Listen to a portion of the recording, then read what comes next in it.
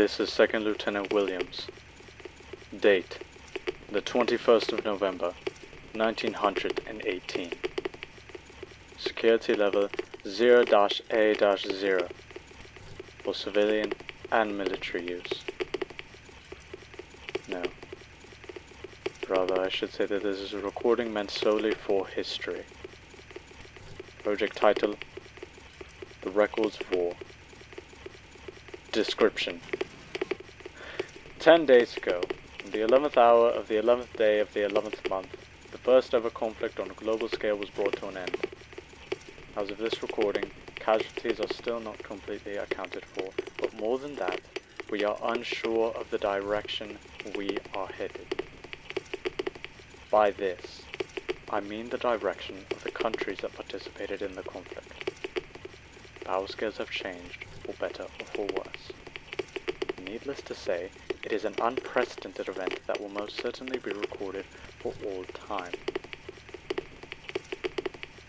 Given this, a project was proposed to record the thoughts and feelings of the men that fought on those front lines, and this recording is that project. History may be manipulated, but words set in stone are a bloody pain to alter. Ending of recording 1, history. Next recording, journal.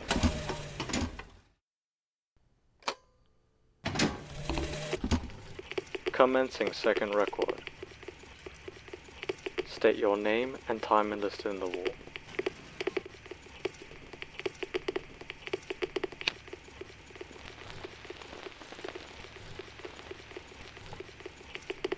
I do not believe I need to remind you that we have a deal.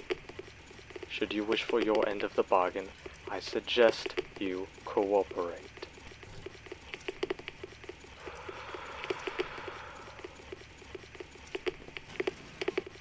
Tell me, you ever saw a 15-year-old kid hack his lungs out? As a matter of fact, I have. No. I mean literally. He threw up his lung. And you witnessed this firsthand. It's all written right here. Everything I saw. State your name. Joseph Collinvist. Excellent. Mr. Collinvist, as I'm sure you're well aware, this project aims to record the feelings of soldiers that fought on the front lines.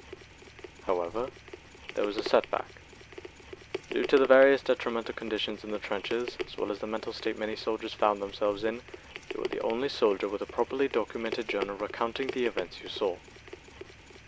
Therefore, this project will recount your experiences in those days you have written.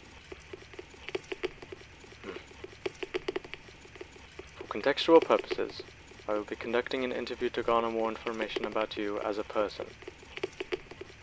This, of course, includes your past as well as the thoughts on what you have seen. Awful much to ask a guy who just came back from the trenches. As aforementioned, you are the only soldier with a psyche strong enough for this project. Out of all the soldiers who kept a record, and out of those journals that did not deteriorate with the conditions, essentially, we are left only with you. Is something the matter? Nothing at all. Get started.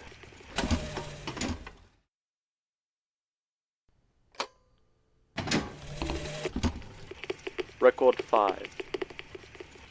Why don't we start talking about you then?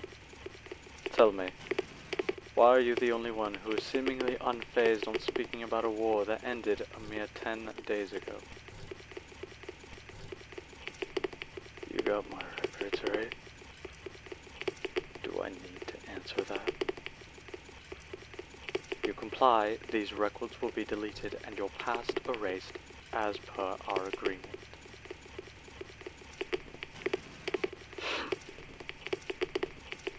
What do you want to know? know.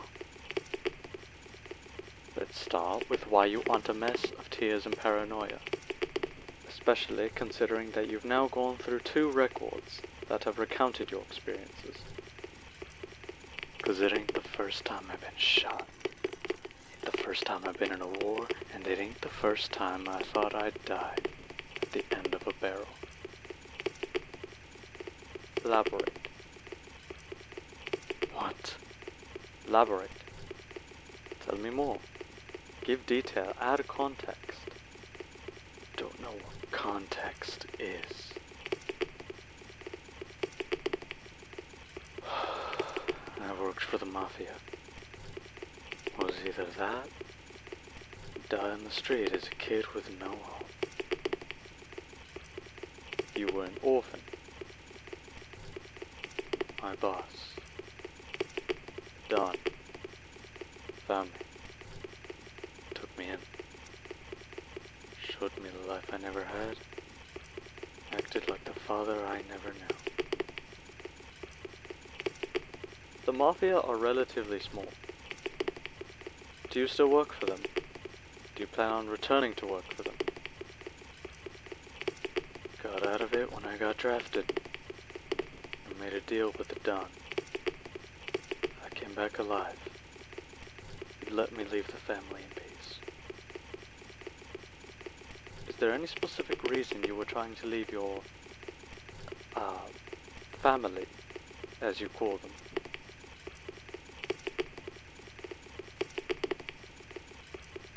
Is that a yes?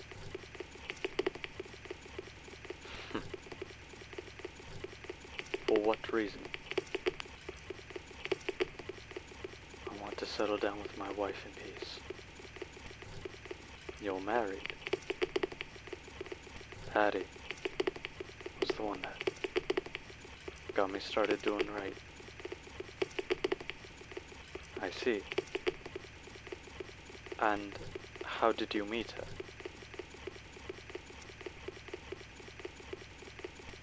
She ran this corner store with her sister. I went there every day for her coffee. She tried to get close for a long time, but I wouldn't let her.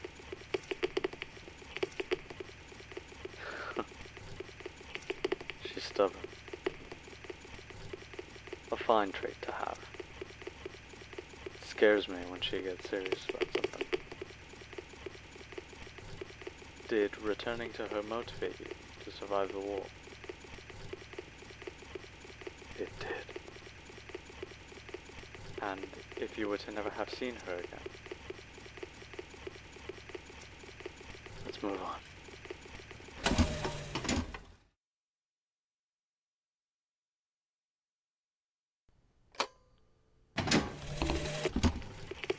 Record 7.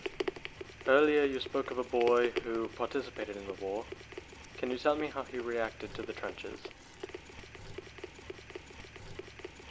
As well as any kid would. Given that no one under the age of 21 was drafted until near the end of the war, and conclude he volunteered, you have written that, quote, he's clinging on to the oldest of us, a fella in his 50s. He's the only one who would help him, and he ain't even saying a word. Hand it to me, I'll tell you. March 2nd, 1918. There's a kid on our squad. Can't be older than 15. He's bringing the rest of us down. Crying. Calling for his mother. Your mom ain't out here, kid. That's what I want to tell him. I won't. Won't do any of us any good. Tried to cling on to us, but none of us would have it. None of us can protect a kid not out here.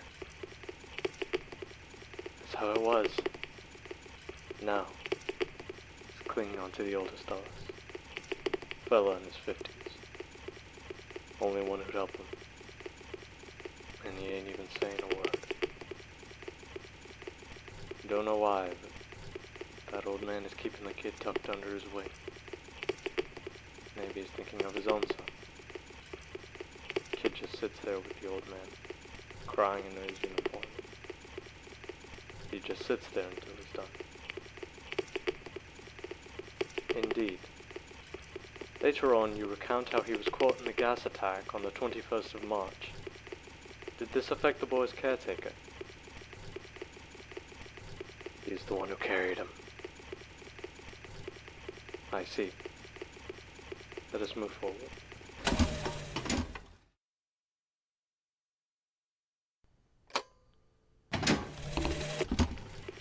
Record 10. We are approaching the end of the project. Tell me, what are you going to do from here? Gonna go back to my wife. Gonna raise our child. You are a father then. She was 3 months in when I left. That was 9 months ago. Congratulations, at any rate. Does this mean your wife assigned a name? Patty's always hated her name. It sounds too crude, like an old lady. She wants something feminine for a girl. Eleanor. Me? It's a boy I want. Something grounded. Something like Daniel. Fine names indeed. As promised, you will be a free man, and should arrive home before the end of the month. Thank God. Is there anything else you would like to say? No. Nothing else.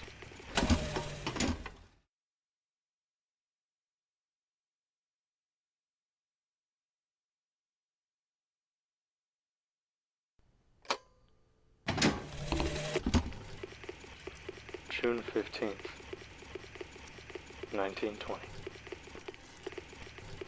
It hasn't been an easy life, but at the end of the day, it was all worth it. My twins, Eleanor and Daniel, playing out in the yard. Patty's with them, and I'm watching them from the inside. At the end of the day, God's been good to me, and at the end of the day, I can live in peace. I guess it's my whole reason for making this. I'm happy.